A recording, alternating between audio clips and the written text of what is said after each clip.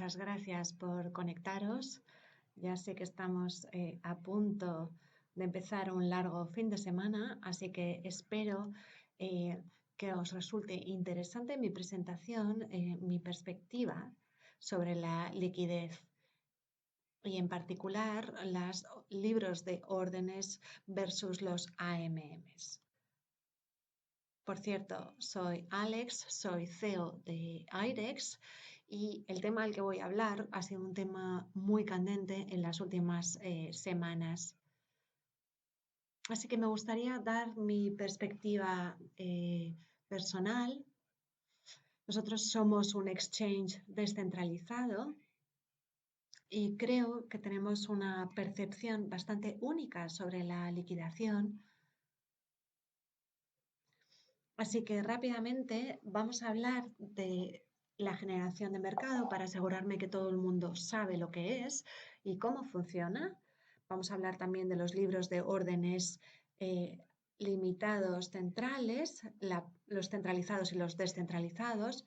Hablaremos también del incremento de los AMMs y finalmente hablaremos del futuro del diseño del exchange descentralizado, del DEX.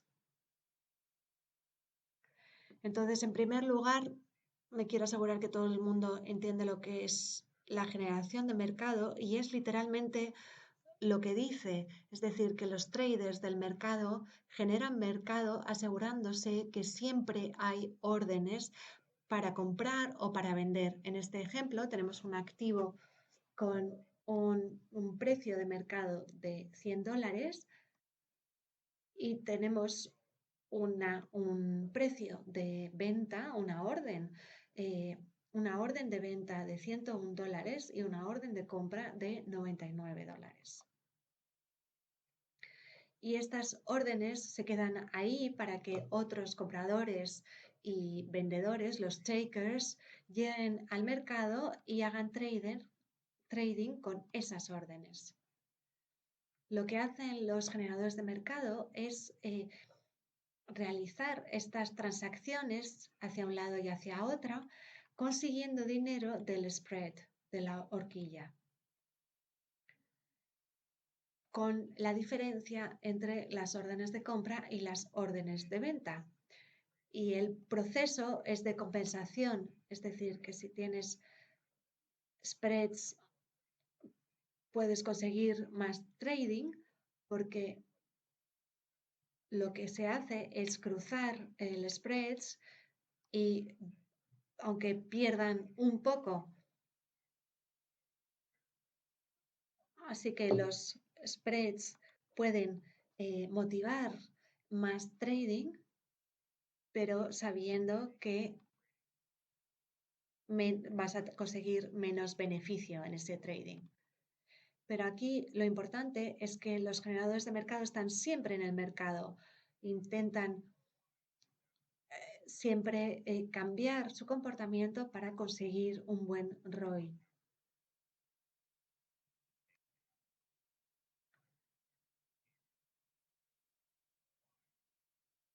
Un buen ROI en estos activos, haciendo trading de capital, ofreciendo tanto los $99 como una unidad del activo para comprar o para vender. Así que lo que tienes que hacer es seguir haciendo trading de estos activos y una parte importante es cómo se gestiona el riesgo aquí.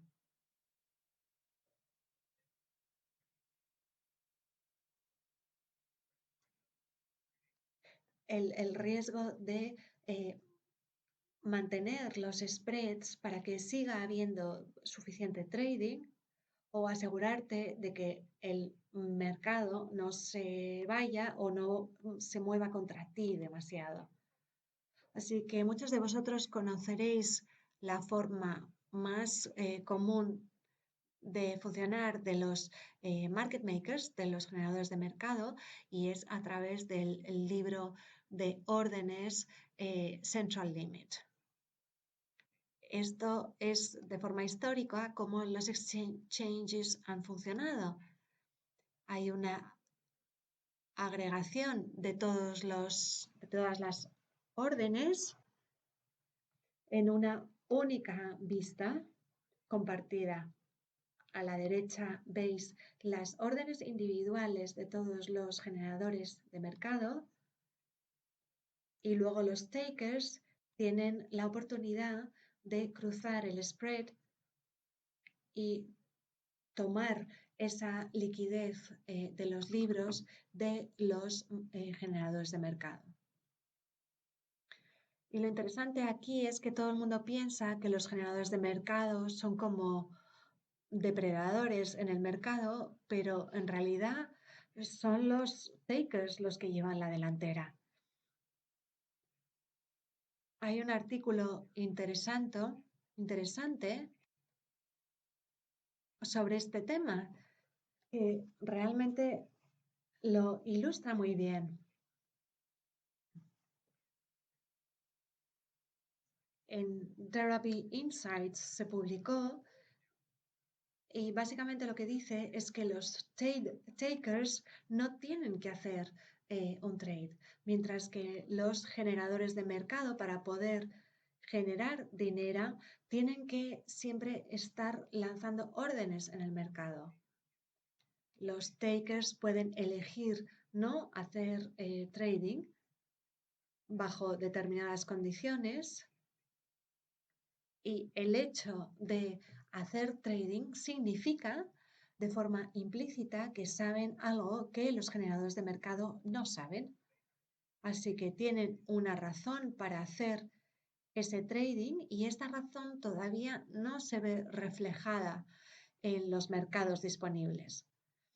Puede ser debido a distintas cosas, por ejemplo, la ejecución de un pedido grande en distintos o en múltiples venues.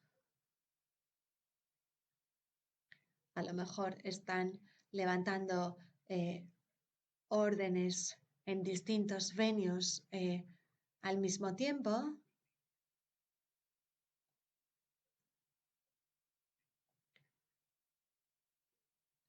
En distintos exchanges de una sola vez para conseguir una mejor ejecución de la orden. También pueden tener una perspectiva única sobre lo que va a ocurrir.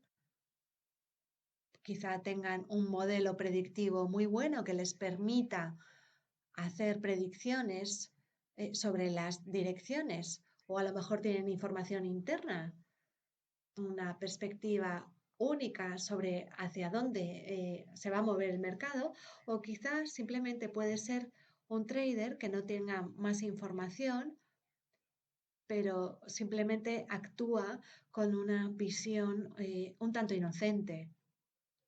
Pero sea cual sea la razón, el tomar liquidez, por definición, refleja que tienes información fuera del mercado. Y esta información no estaba reflejada previamente. Así que como generador de mercado, tu objetivo es identificar y proteger contra el flujo tóxico. En los ejemplos de arriba quieres tener tantos traders como sea posible que actúan de una forma inocente, sin nada específico, sin información que tú no tuvieras y quieres evitar la selección de los takers que pueden tener información, esa ventaja informativa. Así que este flujo tóxico no solo existe en los criptomercados, sino en todos los mercados, incluso en sitios inesperados. Quizá hayáis visto este tweet de Elon Musk y cuando lo tuiteó, lo cierto es que hubo una reacción increíble en el valor de Tesla.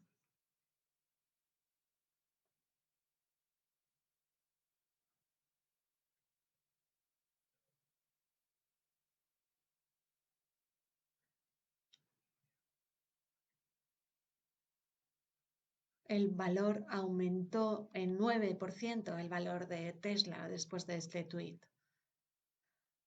Así que es un ejemplo de información adicional que todos los que vieron ese tweet tenían y los que no lo vieron no tenían esa información. Así que si eras un generador de mercado de Tesla, que vendías acciones de Tesla, este tipo de información era vital.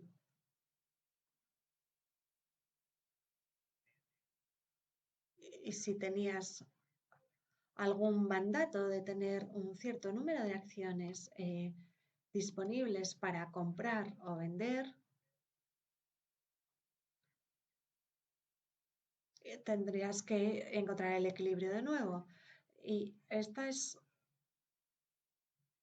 la razón por la que este tipo de cosas están reguladas, porque quieren que los reguladores de mercado se aseguren que todo el mundo tiene una oportunidad, eh, tenga una oportunidad justa y tenga el mismo acceso a la información.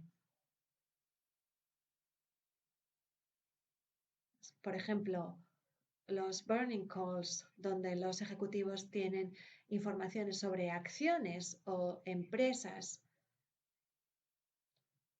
y se están aprovechando de esa información, hay que asegurarse de que los participantes del mercado tienen el mismo acceso a la información para que no haya una una desventaja competitiva.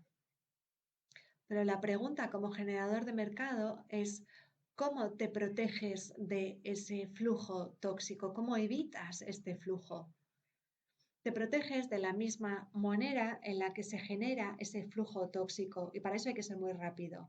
Lo primero es reducir la latencia. Si ocurre algo en el mercado, quieres tener capacidad de respuesta muy rápida, ya sea por el tweet de antes o porque has visto actividad de trading agresiva, inesperada, y quieres que tus sistemas respondan lo más rápidamente posible. La segunda es incrementar tu conocimiento, ya sea por distintas fuentes de noticias o en trading, estar metido en distintos mercados. Imaginemos que estás metido en distintos exchanges de criptomonedas, 5 criptomonedas y ves que los precios suben mucho en 3 de ellos, puedes actuar muy rápido en las otras 2 criptomonedas para poder tener todas tus órdenes en la posición adecuada. Así que finalmente se trata de la velocidad de la información y ser capaces de identificar y de reaccionar también muy rápidamente. Así que cuando piensas en ello, está claro que a nadie le sorprende por qué los exchanges centralizados son como soy hoy en día.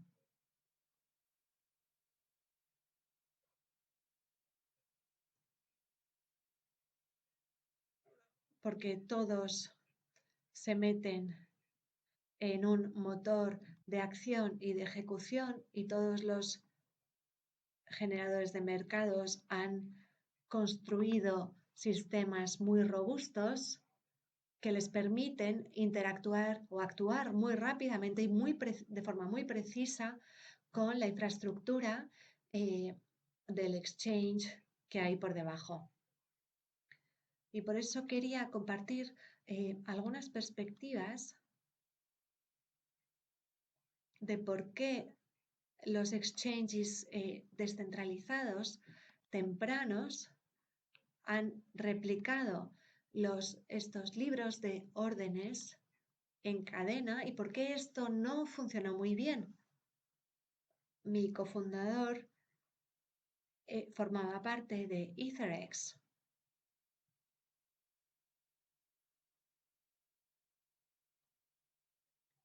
Intentaron replicar este diseño del libro de orden de una forma centralizada. perdón, en una forma descentralizada.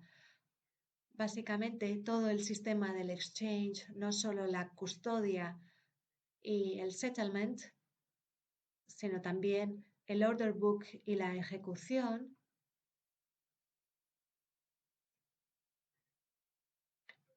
se construían gracias a smart contracts.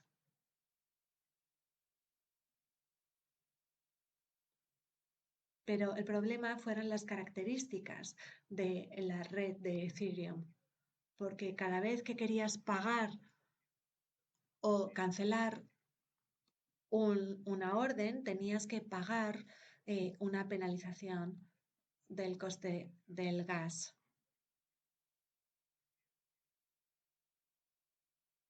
el fee del gas.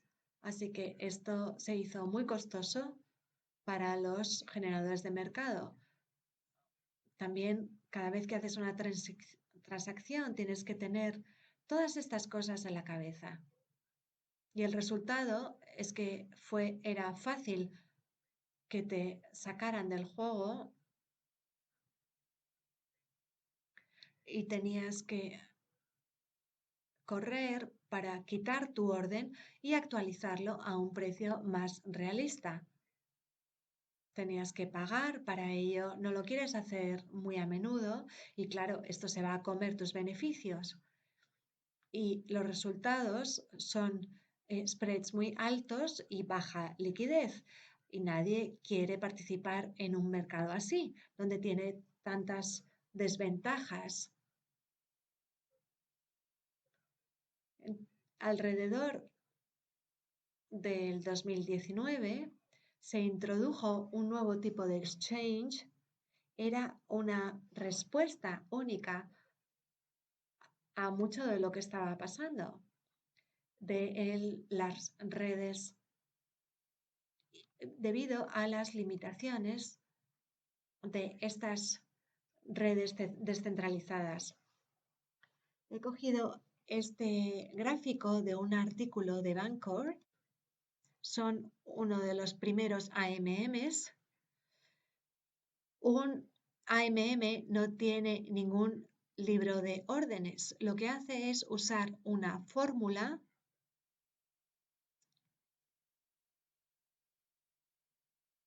que ofrecen órdenes de compras y de venta.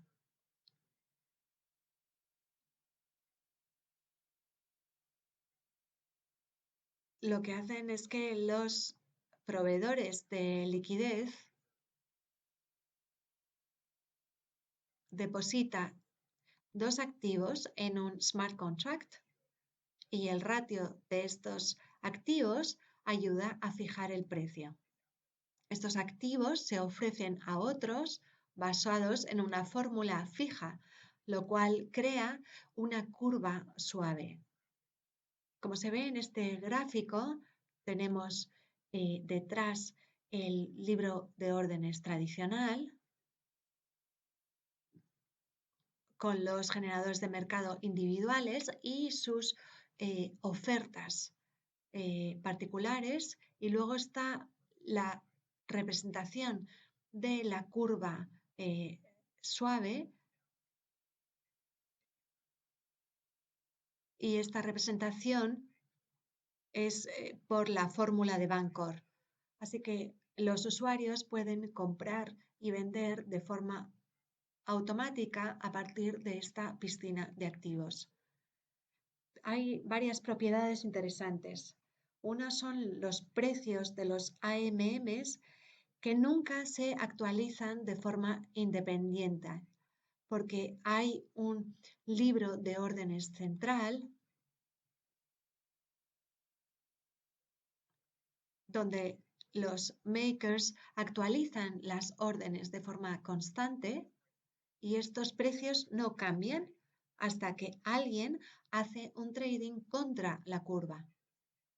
Y en este ejemplo podéis ver que alguien vino y compró, lo que hizo que la curva subiera por la parte derecha y de lo contrario hubiera bajado la curva. Así que esto en un entorno teórico teórico sería genial,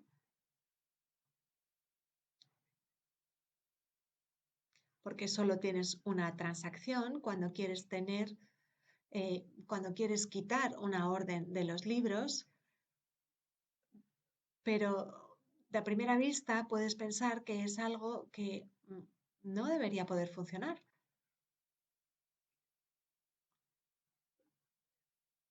¿Y por qué?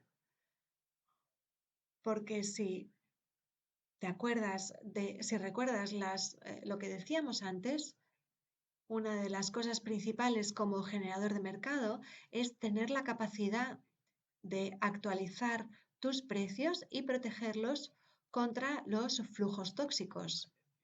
Y en este caso, estás ofreciendo continuamente liquidez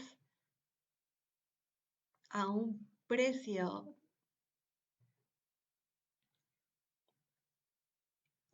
garantizado y constante hasta que alguien viene para hacer el arbitraje. Y mirando los retornos de un portfolio en una posición de liquidity provider de AMM, puedes tener la idea de que nunca vas a poder ganar. Esta curva está hecha en los, básicamente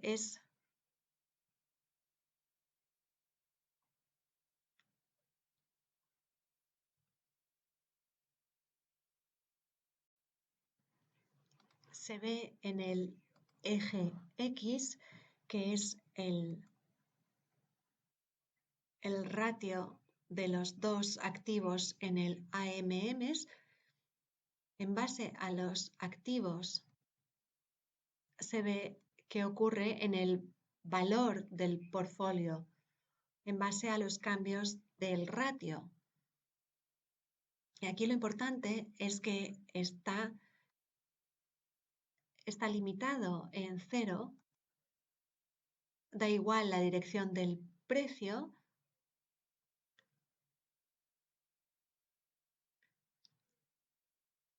el portfolio va a decrecer en su valor.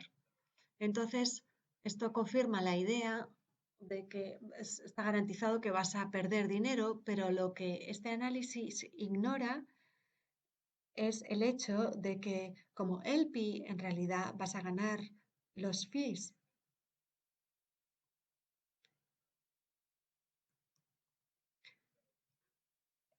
En Uniswap, en este modelo, los proveedores de liquidez consiguen un,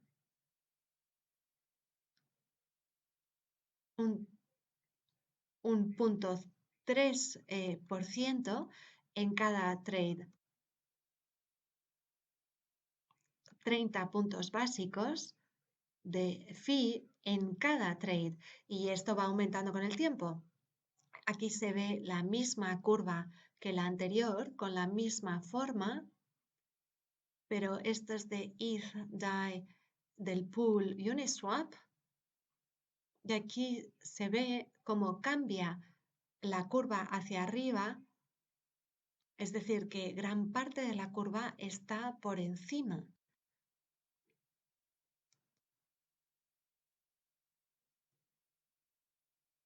de la curva verde,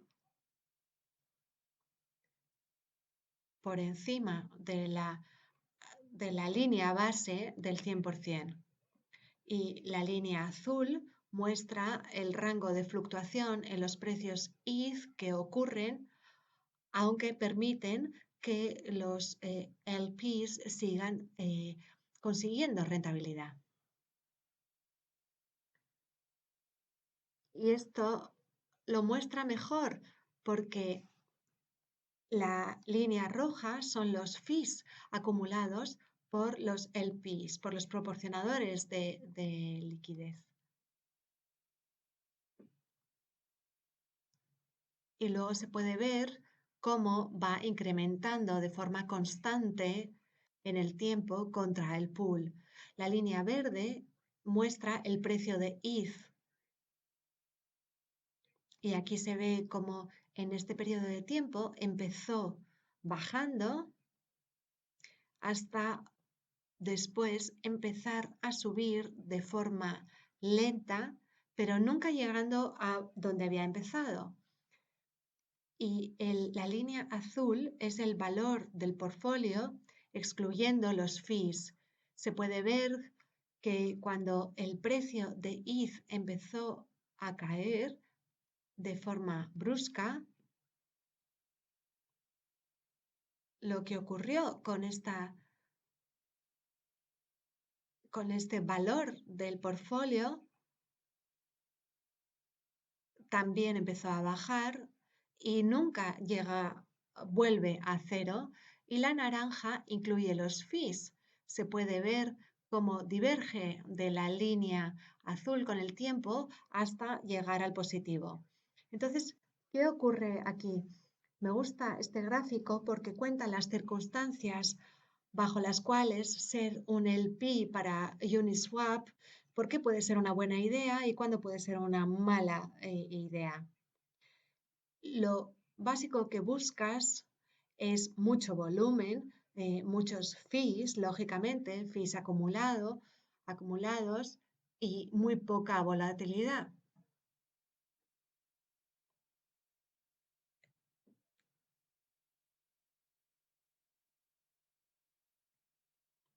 Quieres más volumen y quieres poca volatilidad. Lógicamente es de esperar que ese volumen va a existir y no es realista pensar que los precios se van a quedar como están. Así que esperas que el volumen y los fees generados va a permitir compensar la volatilidad que vaya a existir. También tenemos esta ilustración de Fiscantes en Twitter, donde cuenta lo que es bueno para el LP de Uniswap y lo que es malo para el LP de Uniswap. Y a la izquierda se puede ver cómo hay bastante volatilidad y precios, pero finalmente se compensan. Y a la derecha se ven los dos tokens cómo divergen debido a los cambios en la volatilidad y la presión en los precios, y no hay compensación con los fees. Así que las conclusiones que podemos sacar de los AMMs es que es fácil, es simple, lo cual aquí es muy bueno para compensar las limitaciones del network de Ethereum y la alta latencia y los altos fees asociados con la colocación de activos en el network, en la red.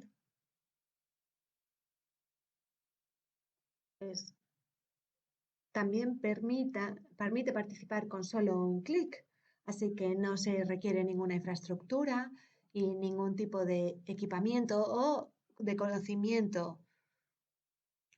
Y luego funciona muy bien con lo que yo llamo los activos equivalentes, es decir, con pares de monedas.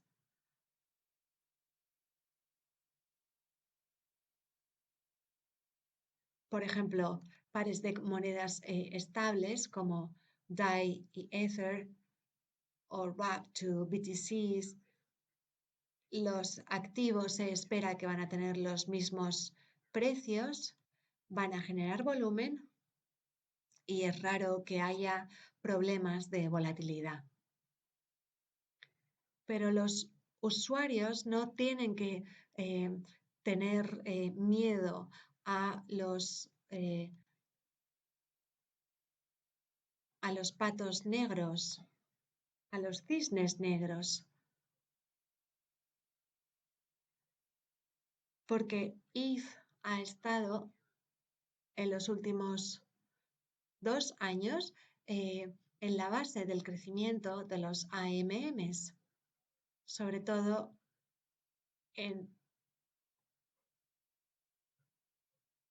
entre 2 y 400 dólares, y cripto a veces se mueve de forma muy violenta, así que va a ser interesante ver qué ocurre con los retornos de los LPs y de cómo la gente responde, así como los precios. Así que hablamos de dos tipos de modelos y las condiciones en las que funcionan bien o mal. Y ahora me dejaría dejar algunas reflexiones sobre el diseño del DEX futuro. Lo que está claro es que priorizar la liquidez es algo clave, y atraer a los generadores de mercados y la liquidez es algo muy importante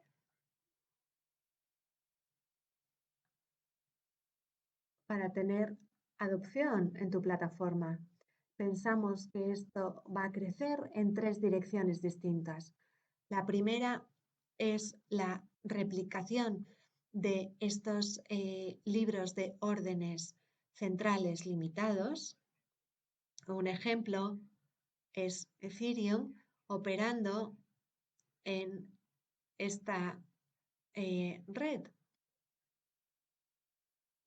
en la red de Solana. Si la velocidad de Ethereum causa mucha latencia,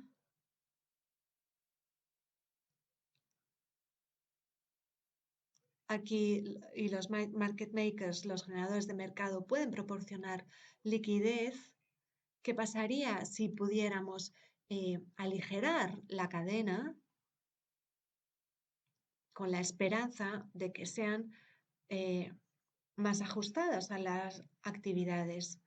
Así que ahora aquí la pregunta ¿es suficientemente rápido y suficientemente preciso? ¿O nunca va a ser lo suficientemente rápido y preciso como los mecanismos centralizados de ejecución? En el caso de algo como Ethereum,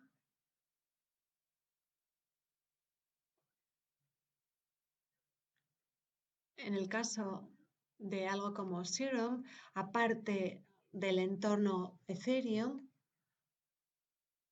donde toda la actividad de las actividades está ocurriendo. Así que es un diseño interesante y una oportunidad muy interesante a la que tenemos que prestar atención, pero por supuesto que va a tener algunos retos que superar. El segundo es la innovación de los AMMs. Ya hemos empezado a verlo con algunos competidores de Uniswap, como por ejemplo nuevas curvas y diseños. Se puede cambiar la fórmula para calcular la liquidez. Tiene una que está muy bien diseñada,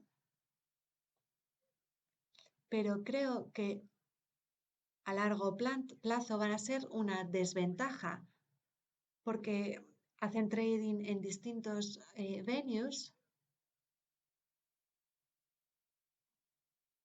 lo cual implica algunas consecuencias. Y Curve es un buen ejemplo de esta innovación porque está bien diseñado y se ajusta perfectamente a los activos que van a mantener su precio. Pero creo que a largo plazo van a ser una desventaja porque estos activos hacen trading en distintos venues. Así que están más constreñidos en cuanto a poder reaccionar a los eventos que puedan ocurrir. Así que estaremos atentos para ver cómo responden a las condiciones de mercado. Y lo último que estamos trabajando en IDEX es el diseño híbrido, donde queremos casar la seguridad de un exchange descentralizado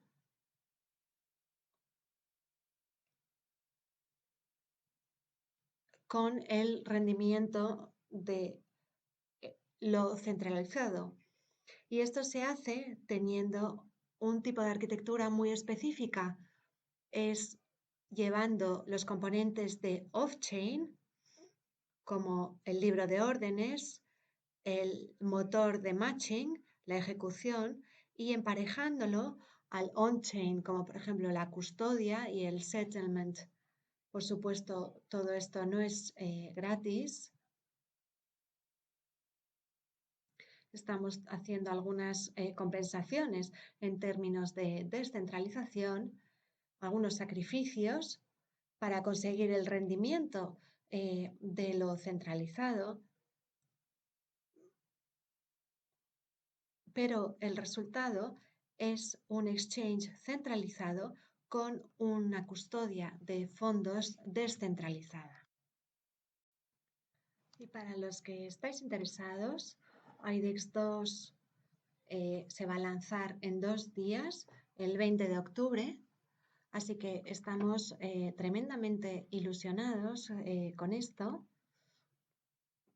Y con esto termino mi presentación.